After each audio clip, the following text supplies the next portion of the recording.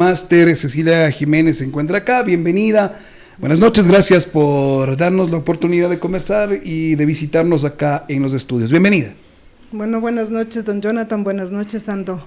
Un especial agradecimiento a usted como parte de este noticiero y también de manera especial a Radio Espacio, quienes nos han abierto la puerta justamente para dar a conocer una infinidad de cosas, dado que estamos justamente, como dijo usted, trabajando o pasando el tiempo de lo que significa el respeto a las personas con discapacidad, festejando justamente su día clásico. Empecemos desde ahí, estimada Máster. La Semana de los Derechos de las Personas con Discapacidad busca el que las personas sean visibilizadas, que hayan los espacios necesarios para que niños, niñas y adolescentes tengan derechos compartidos con los ciudadanos. ¿Qué tan necesario es estos derechos hoy por hoy en la sociedad en la que vivimos?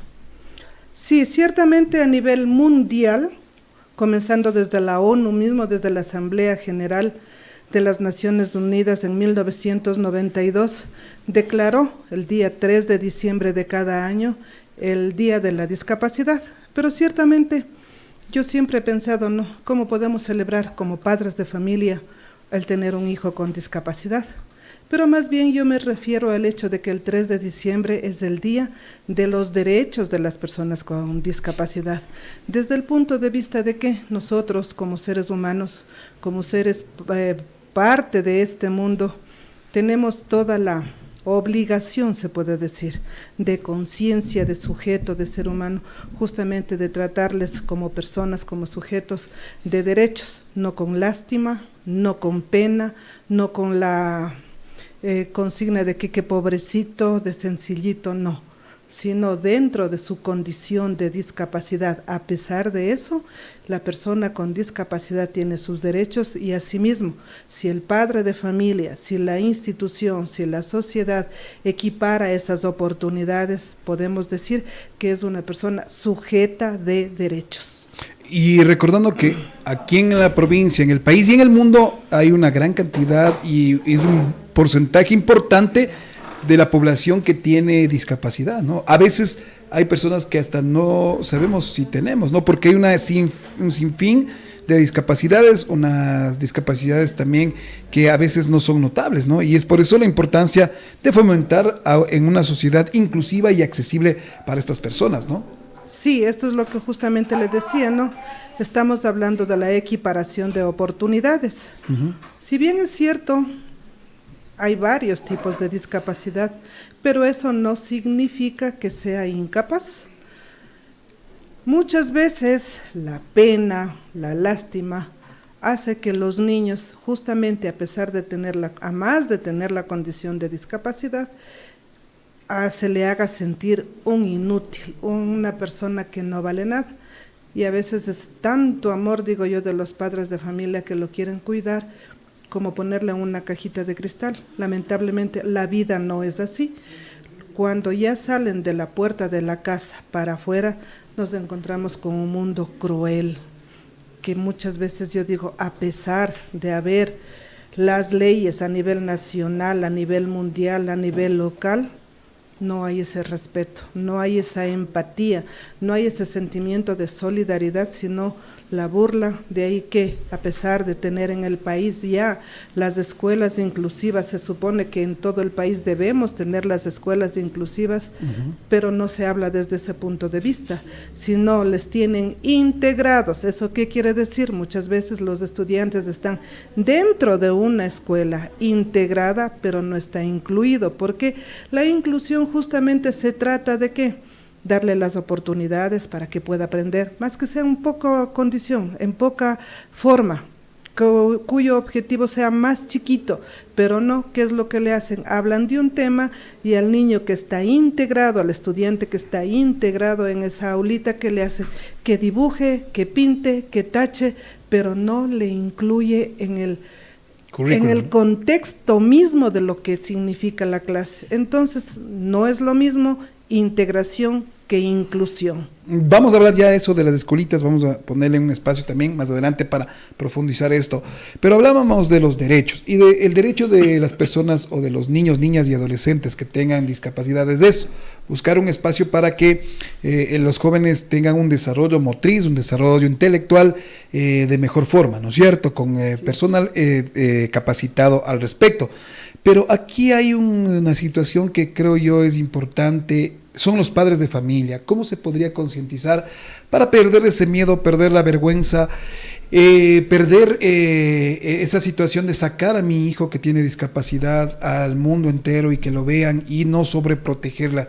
Como usted decía, Máster, ¿qué debemos hacer? ¿Qué deberían hacer los padres de familia? Bueno, nosotros tenemos que entender que cuando una familia tiene un hijo con discapacidad, primero pasa por un duelo.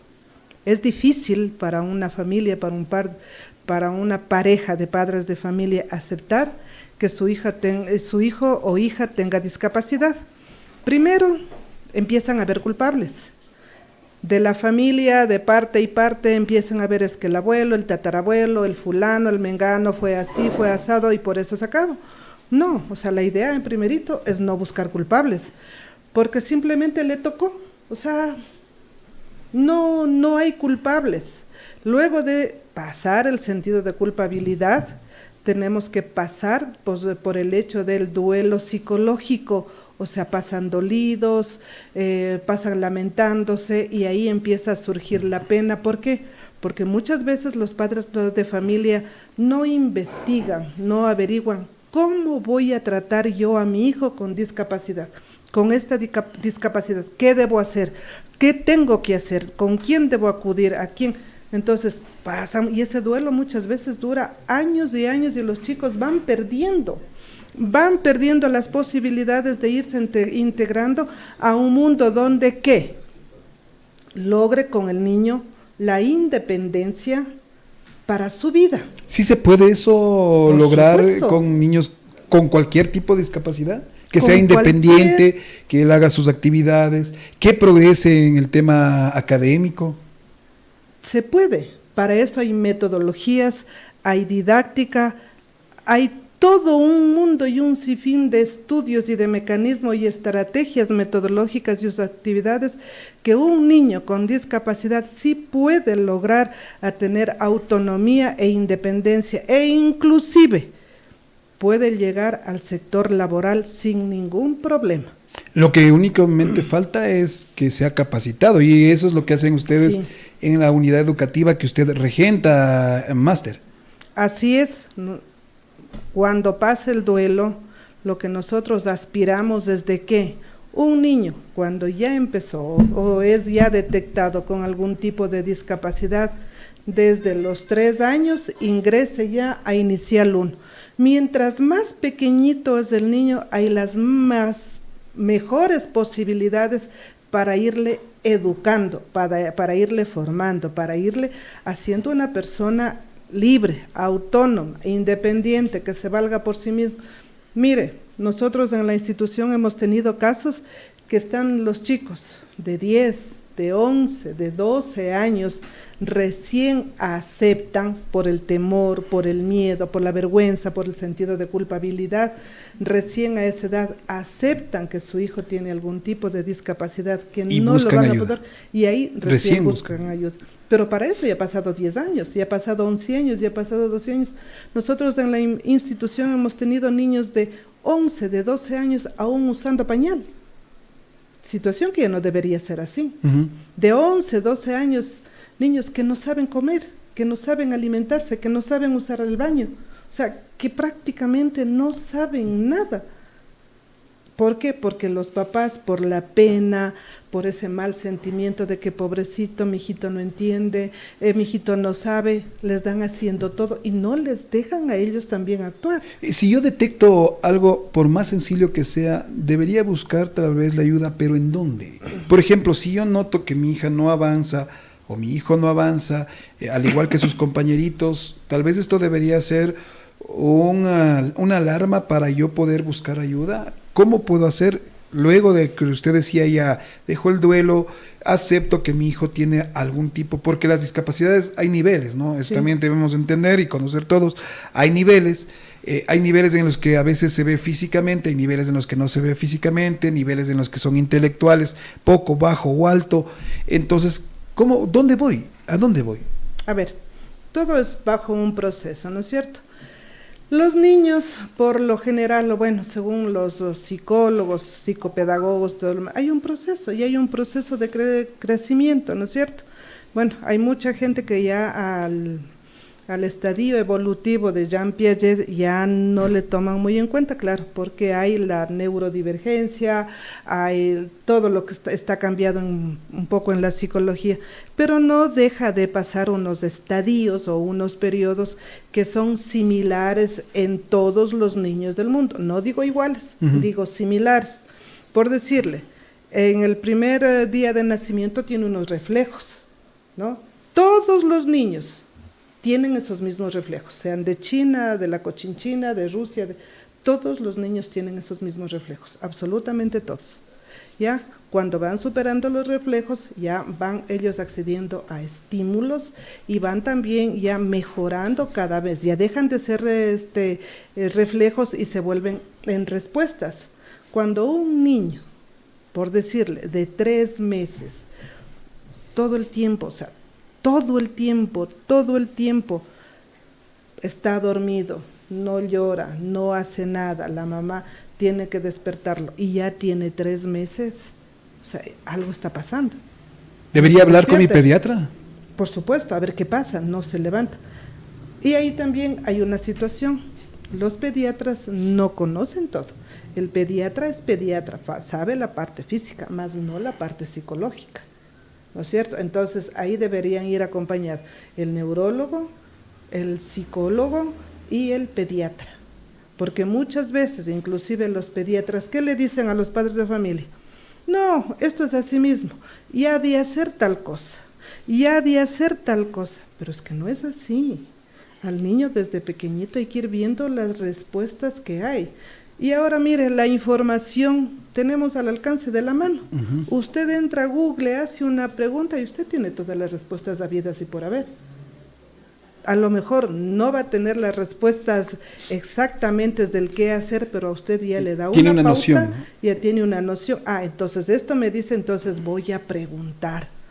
A los niños a los 4 meses ya casi se sientan, a los 6 meses se sientan solos, 6 meses se dan la vuelta e intentan gatear. Pero un niño de 6 meses que permanezca acostado, que no haga ningún gesto, que no gire, que no mueva las manitos, aquí algo está pasando, o no escucha, o no ve, o algo le pasa, o qué es lo que le está pasando.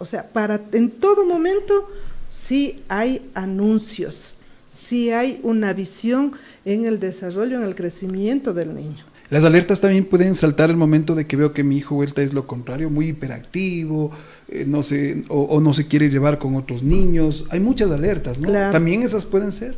Claro, todo como le digo es un proceso de acuerdo al tiempo, por ejemplo, hay niños que hasta los 2 años se relacionan, se comunican, hablan, miran, pero de pronto es como que se cerró el canal de comunicación.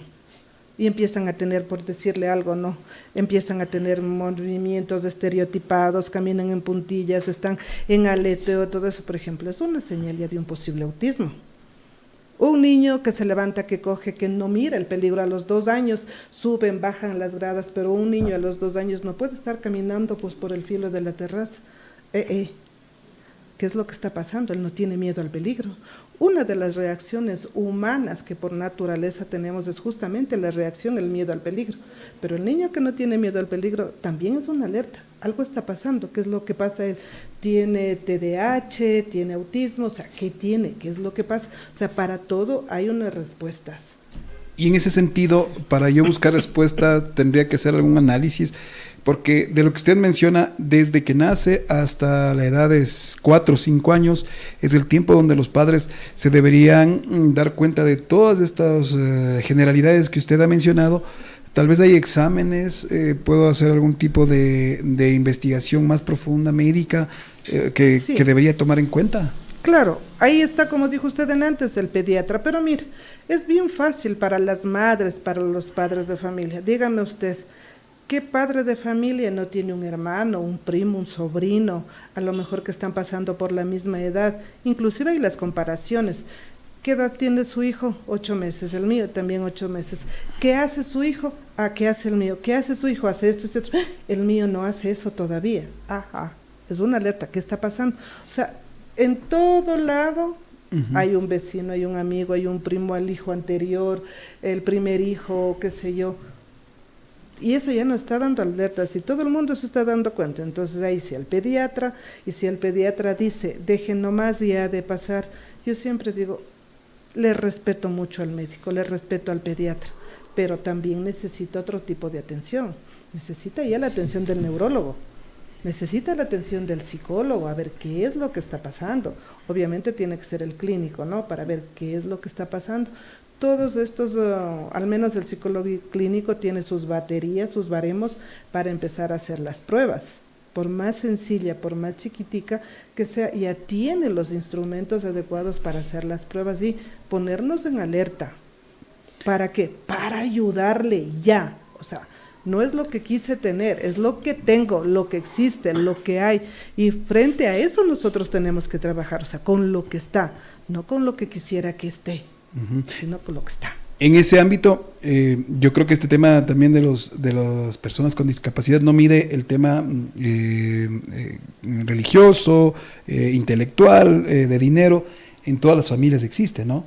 ¿Cómo se está manejando esto en el ámbito del tema de lo que es el Ministerio de Salud, sería en este sentido, en los dispensarios públicos? ¿Hay tal vez este conocimiento para poder a través de ello detectar rápidamente tal vez una posible discapacidad de algún niño? ¿Qué conoce usted? Sí, bueno, yo conozco que todavía hacen la prueba del talón. Ya. Todavía hacen la prueba del talón hasta los 5 días primeros de nacido, o exactamente me parece que es a los 5 días de nacido hacen la prueba del talón. ¿Es importante ya, esa prueba? Es importante. Esa no puede ningún padre de familia que saltarse. No, o sea, porque esa le da las posibilidades y da el conocimiento de cómo está su hijo. Ya, entonces no puede saltarse. Hay esa prueba y obviamente están las vacunas que al menos en este momento, o bueno, desde hace algunos años el centro de salud no ha faltado, ¿no? Tenemos las vacunas de los 3 meses, la vacuna de los 6 meses, la vacuna de las vacunas del año, incluso hasta ahora, y le comento que en ese sentido con el subcentro de Vinchoa, de donde nosotros prácticamente pertenecemos, más bien en este momento un saludo y un agradecimiento tanto a la doctora Rojas, a la doctora Estrella, y bueno, este rato se me va el nombre de la otra doctora, más bien agradecerles porque ya están pendientes, por ejemplo, les han vacunado contra la influencia, las han vacunado contra el tétanos y claro, obviamente con el permiso consentido de los padres de familia. Si el padre de familia no da el permiso consentido, pues no hay esa vacuna. En ese sentido respetamos, pero el subcentro de salud de Vinchoa han estado muy pendientes de todo lo que se llama Unidad Educativa Gladys Flores Macías. Es decir, que el sistema médico, el sistema, uno se puede confiar en el sistema porque puede ayudarle bastante a los padres de familia, ¿no? Que se hacen atender en subcentros, en el mismo hospital del Ministerio de Salud. Entonces ustedes pueden ahí contar con la ayuda técnica y también el soporte quienes necesiten buscar esa ayuda, ¿no? Sí, prácticamente gratuita, sí, que es ahí gratuita, y que es del Estado. Y es del Estado, sí, ciertamente, y en ese sentido, o sea, más bien soy agradecida porque el personal sí siempre está atento, tenemos de alguna manera alguna conexión también con la doctora Canchala, muchísimas gracias. ¿Ellos los envían tal vez también, estudiantes a la unidad? No. Para ingresar a la unidad tenemos primero que ingresar a través de la UDAI, que es la Unidad de Apoyo e Inclusión del Distrito de Educación 02 de 01. Entonces ellos hacen una evaluación psicopedagógica y dependiendo del tipo de discapacidad, del grado de discapacidad, remiten a la unidad y ahí ya se les inscribe y están en la institución. Correcto, amigos. Seguimos nosotros en este segmento de entrevistas. Estamos conversando con la máster Cecilia Jiménez Sánchez. Ella es directora de la unidad educativa Gladys Flores Macías de la ciudad de Guaranda, la única unidad educativa en la que la mayoría de estudiantes tienen discapacidad. Entonces, esta es una escuelita especial e inclusiva y estamos hablando al respecto de esto que es importante, ¿no? Los derechos, uno de ellos, el de educarse por parte de los niños, niñas y adolescentes que tienen discapacidad. Máster, ya entrando en el tema de su trabajo diario, que es estar al frente de esta unidad educativa por muchos años acá, ¿cómo podemos los padres de familia, o mejor dicho, la pregunta sería, hemos visto que últimamente hay ya bastantes estudiantes, no solamente en la unidad educativa suya, sino en unidades educativas, se podría decir, de normales o unidades educativas de educación ordinaria, que se está viendo este tema de que ya hay estudiantes. ¿Qué ha hecho para que como que sean más visibles? Y esto también hace que también ciertos maestros que están a cargo de estos estudiantes, pues a veces no tengan las herramientas o el conocimiento necesario para poder hacer los planes de curriculares para estos tipos de casos. Verán, bueno, ciertamente la institución ha crecido. Este rato tenemos inclusive chicos de San Miguel, de Chimbo, de Guaranda. O sea, tenemos varios. Ahorita estamos más o menos con un promedio de 75 estudiantes. Ya. La idea a nivel nacional es justamente que todas las instituciones sean inclusivas. ¿Eso qué significa? De ingresar a los estudiantes que tienen algún tipo de discapacidad. Para eso el docente tiene que prepararse. Ahora, hay un asunto. La preparación, más que del ministerio mismo, es personal, es del docente, a pesar de que en la plataforma Me Capacito del Ministerio de Educación hay infinidad de cursos. Lo que yo no estoy muy de acuerdo en estos cursos, ya, es que hay mucha teoría, poca práctica. Y lo que nosotros lo que los docentes de las instituciones inclusivas necesitan es práctica, o sea, es ir directo al tema. Porque igual yo he seguido algunos cursos, pero primero es la parte teórica, por decirle algo, ¿qué es la discapacidad intelectual? ¿Qué porcentajes hay? ¿Qué hemisferio está afectado? ¿Qué parte de la cabeza? ¿Qué parte del lenguaje? ¿Qué parte de esto? Pero ¿dónde está el trabajo que yo tengo que hacer? ¿Cómo me dirigen el trabajo? Entonces, por ejemplo, a mí me gustaría, o soy de la idea de que, a ver, hay la metodología Pestalozzi, hay la metodología de Victoria Troncoso, hay la metodología de Freire, hay la metodología, esto vamos a utilizar y es la adaptación, es de esta manera, es de una manera directa. Pero yo creo que lo más importante es el empoderamiento de cada uno de los docentes. Eso es importantísimo, ¿no? Muy importante. Aparte de eso, ese docente tiene que crear conciencia con los padres de familia de esa institución, o de ese curso, o de ese grado. ¿Por qué? Porque igual estamos en un mundo donde nuestra naturaleza humana muchas veces sale sale a flote. Y sí, a veces tenemos padres de familia que ellos mismos son los que hacen bullying, son los padres de familia los que se burlan, son los padres de familia que irrespetan. Entonces los chicos, ¿qué ejemplo tienen? Van a la escuela y lo que hicieron en casa los papis van y hacen exactamente en las aulas. Entonces ahí primero lo que se debería hacer es la sensibilización con los padres de familia de esa aula, luego la sensibilización con los estudiantes. ¿Para qué? Para que ese niño que tenga o ese estudiante que tenga discapacidad no sea la pelotita de rebote de esos niños, sino que le incluyan y que todo el mundo o juegue y que sea también partícipe en esa situación, ¿no es cierto? Y que las adaptaciones curriculares se hagan de acuerdo al tema. ¿Por qué? Porque yo le digo, la adaptación, muchas veces hacen una adaptación curricular, pero queda solamente en la planificación. ¿Qué es lo que le hacen? Le traen un dibujito mientras la profesora da la clase, para que no moleste. mientras le esto, tome, haga este dibujito, pinte, tache, pegue. Pero ¿y dónde está la inclusión? ¿Dónde está la adaptación? Así claro. Sea de grado 3, tiene que estar la adaptación y tiene que trabajar ese muchacho que está incluido, tiene que trabajar en el tema que está dando la clase la profesora. El objetivo para el más chiquito, el contenido para el más chiquito. O sea, el examen de otra forma. O sea, pero deben ser de los mismos contenidos. Pero debe ser el mismo contenido, ya. No el dibujito. Ya. Algo para que se entretenga, algo para que moleste o algo para que diga, pasen las horas y le o sea, pongo la nota y siga avanzando. ¿Cuál es el provecho de ese muchacho cuando ya esté joven, cuando ya quiera enfrentarse a este mundo cruel? No lo va a poder hacer. Es verdad de que se ganó bastante con esto que se incluya en la ley de educación, el tema de que las unidades educativas acepten y adapten los temas curriculares a las personas con discapacidad, y yo creo que ahí parte, Máster, el tema de que se ha hecho más visible a niños, niñas y adolescentes en las unidades educativas fiscomisionales, privadas y también del Estado.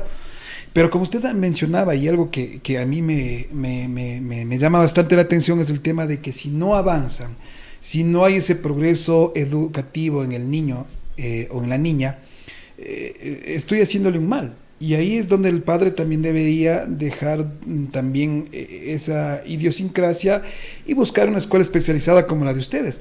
Y perder las vergüenzas de decir que mi hija está en una unidad educativa especial, ¿no? Claro, verá, primerito, yo creo que el padre de familia tiene que dejar a un lado el sentido de culpabilidad, porque le juro que no es culpable de nada, o sea, no es culpa suya, o sea, usted no dijo, bueno, esta noche voy a ser un hijo con discapacidad, jamás, no, ¿cierto? No es culpable. Lo mismo su esposa o la mujer no dijo, bueno, hoy día me voy, estoy preparada para ser una persona con discapacidad, no, o sea, no son culpables. Pasado eso, aceptar lo que yo tengo, no soy culpable, fue así, no sé si es del destino, la vida, Dios, lo que ustedes quieran creer, pero lo que tengo es lo que voy a cuidar. Ahora, hay una situación, sí, en realidad se hicieron desde el 2010, se hizo visible a las personas con discapacidad, pero hay varias razones. Una de las razones ciertamente es la Constitución del 2008, donde ya a las personas les visibilizan como sujetos de derechos, ya, por un lado. Y por otro lado viene el bono para las personas con discapacidad. Entonces, cuando saben que van a recibir una cierta cantidad para apoyar en el estudio, en la salud y en la vivencia de ese joven, entonces dicen, no, pues yo estoy con un bono, entonces ahora sí, saco a mi hijo y le cuento, o sea, y eso es lo lamentable. Muchas familias cobran el bono de un hijo, pero viven toda la familia a costa de ese bono. La discapacidad también está bastante en el ámbito rural, ¿no? Aquí en la provincia, es alto. Altísimo, es bastante. Y ellos deberían aprovechar estos espacios como la unidad educativa, ¿no? Para traerles a sus hijos. Sí, pero le cuento que no les gusta. No, en el campo. En el campo no les gusta. ¿Por qué? No les gusta. ¿No quieren que se superen sus hijos? No, simplemente igual, o sea, no superan la situación de la culpabilidad y del duelo psicológico. No, es que mi hijo, ¿por qué va a ir? La Constitución y ahí le da el derecho que mi hijo puede estar en una escuela ordinaria. Y es cierto, o sea, la Constitución le dice que el padre de familia le puede poner en la institución que él quiera. Pero usted decía algo interesante, lo que se debe buscar no es la institución, sino dónde su hijo avanza, progresa y es feliz. Claro, o sea, yo eso digo, por ejemplo, siempre digo yo, para un niño, para una niña, la escuela debe ser un espacio para ser feliz. Es lo mismo para un adulto. El trabajo para un adulto tiene que ser un espacio para ser feliz. Es igual para el niño, la escuela tiene que ser un espacio para ser feliz. O sea, feliz aprendiendo, feliz con quienes aprenden, feliz con la profe que le trata así, feliz porque en el recreo pasa de esta manera. Pero hay muchos niños que pasan, o sea, pasan estresados, pasan con ansiedad, enfermos permanentemente. Y a cada rato van al médico, es que no, pero es que ese niño no es feliz, oiga, y la parte psicológica conserva o hace que la parte somática también estalle. Usted está con ansiedad, le prometo que le sube la presión, usted está con ansiedad, le duele la cabeza, usted que está con ansiedad no duerme, o sea, la ansiedad, la desesperación, el estrés hace que su cuerpo genere enfermedades somáticas, ¿no es cierto? Es lo mismo para el niño, un niño que está estresado, que permanentemente sufre el bullying, que no le toma en cuenta a la profesora o si le da un dibujito para que ese niño es infeliz, ese niño pasa estresado, ese niño no va a superar nada, no va a aprender nada, incluso va a ser un niño resentido, un niño en que va a decir no me voy a este lado, incluso tímido, no me voy a este lado porque me maltratan, o no puedo ir a este lado porque me da miedo, o sea, está sufriendo y el maltrato que reciben los niños con discapacidad realmente es cruel y muchas veces, mire, el profesor ni siquiera lo toma en cuenta, lo deja a un ladito, le da algo exclusivo para él, para que esté haciendo, mientras él se dedica, porque obviamente tiene que dar respuesta por los 35 estudiantes, pero el que está ahí en la esquina, ¿acaso no considera o no ha pensado que a lo mejor pudo haber sido su hijo? Puede ser su nieto, puede ser su sangre, o puede haber sido el mismo. Así es. 19:39. Hemos estado conversando con la máster Cecilia Jiménez. Máster, primero agradecerle, tendríamos 1001 preguntas y sabemos que quienes nos están escuchando y siguiendo también por las redes sociales, estos temas son muy importantes tratar. Por eso mismo, queremos que no sea la primera vez que nos visite, máster. Las puertas de la radio están abiertas y esta semana de los derechos ustedes han tenido para ya finalizar varias actividades desde el 3 de noviembre, no sé si continuarán estas actividades o ya se han terminado. La invitación también para que quienes quieran conocer la escuelita vengan, conozcan el trabajo que ustedes realizan y hacer el llamado también a las entidades públicas, privadas, que también apoyen a la única escuela de inclusión que tiene la provincia de Bolívar y creo que en la zona centro, ¿no? En la zona 5. De la zona 5 centro, Sierra sí, es la única. La única, sí. Correcto, entonces que también necesita el apoyo, no solamente del Ministerio de Educación, necesita mucho apoyo a esta unidad educativa en la parte final, máster, en ese sentido. Sí, justamente pues hacerles muchas gracias por el espacio y muchas gracias. Cuando a mí ya me ofrecen algo, le prometo que yo ya tengo qué fecha voy a venir. Más bien, muchísimas gracias. Y sí, bien, puede ser cada semana hablar temas, tópicos de discapacidad y conversar y dar esa mano. Para eso está la radio, ¿no? Orientar, informar, entretener, ¿no? Y ese también es la razón de ser de la comunicación social, ¿no? Así es, más bien muchísimas gracias. Yo quedo eternamente agradecida y como ya me ofrecieron, yo siempre digo lo ofrecido es deuda. Así es que devolver, no se preocupe. Topemos temáticas, si es que es posible, usted tráiganos las temáticas y vamos conversando semana a semana. Muchísimas gracias, así lo haremos. Y hacerles pues una cordial invitación a que conozcan la institución, que primero eviten ese error de sentirse culpables. No hay culpables en esto, no es culpa de nadie absolutamente, simplemente es como una lotería, le tocó, eso es todo, le tocó tener un hijo con discapacidad, pero la idea es, como usted es una persona inteligente, consciente de lo que tiene, pues apoyarle, ayudarle, exigirle, tratarle tal cual le trata a usted al otro niño, ¿no? Con normas, con reglas, con capacidad, o sea, capacitarlo para la vida e incluirlo en nuestra institución. O sea, sería bueno porque nosotros le vamos a dar la mano para que ese muchacho sea parte íntegra de la sociedad, sea conforme a lo que la sociedad adquiere, ¿no? O necesita. Y ahora estamos en un mundo diferente. Ve, hay niños que aparentemente no aprenderían, pero le prometo que con las metodologías, con todo lo que uno se hace, los chicos aprenden y sobre todo son felices. Al menos en la escuela están con sus iguales, ahí nadie se molesta, nadie se dice, juegan, discuten, pelean como todo niño, porque eso es la parte de la naturaleza, ¿no?